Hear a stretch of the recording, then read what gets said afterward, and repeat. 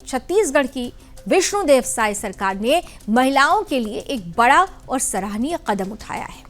मंत्रिपरिषद की बैठक में ऐसे कई बड़े निर्णय लिए गए जिनका सीधा फायदा प्रदेश की महिलाओं को, आम नागरिकों को और पूर्व सैनिकों को मिलने वाला है। राजधानी रायपुर के महानदी भवन में हुई इस अहम बैठक में सबसे बड़ा और चर्चित फैसला लिया गया और यह फैसला रहा महिलाओं को जमीन रजिस्ट्री में 50% की छूट देने का।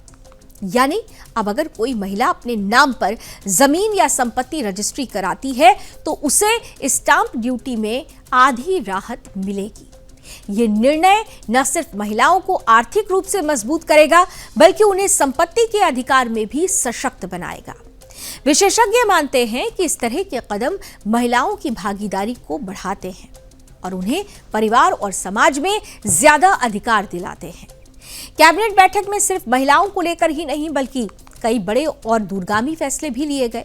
सरकार ने प्रदेश में यूनिफॉर्म सिविल कोड यानी यूसीसी लागू करने की दिशा में भी कदम बढ़ाया है।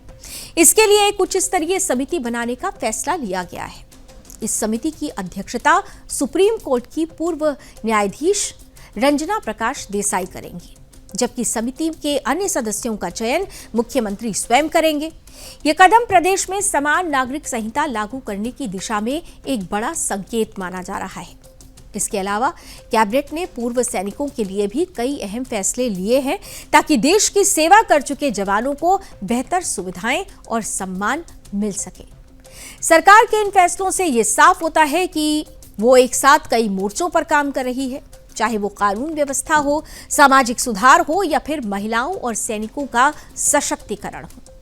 लेकिन इन सब के बीच सबसे ज्यादा चर्चा जिस निर्णय की हो रही है वो है महिलाओं को दी गई 50% रजिस्ट्री छूट, क्योंकि यह निर्णय सीधे सीधे महिलाओं के जीवन को प्रभावित करेगा और उन्हें आत्मनिर्भर बनाने की दिशा में एक मजबूत कदम साबित हो सकता है।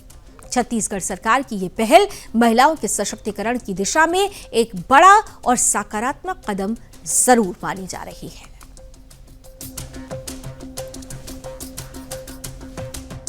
मंत्रिपरिषद ने महिलाओं के हित में एक महत्वपूर्ण निर्णय लिया है कि महिलाओं के नाम पर होने वाले भूमि रजिस्ट्रेशन पर लगने वाले शुल्क में 50% की कमी की जाएगी। इसका उद्देश्य महिलाओं को संपत्ति अर्जन के लिए प्रोत्साहित करना एवं उन्हें आर्थिक रूप से सशक्त बनाना है। इस निर्णय से सरकार को लगभग 153 करोड़ की राजस्व की कमी होगी, लेकिन महिला सशक्तिकरण के लिए इसे महत्वपूर्ण कदम माना जा रहा है।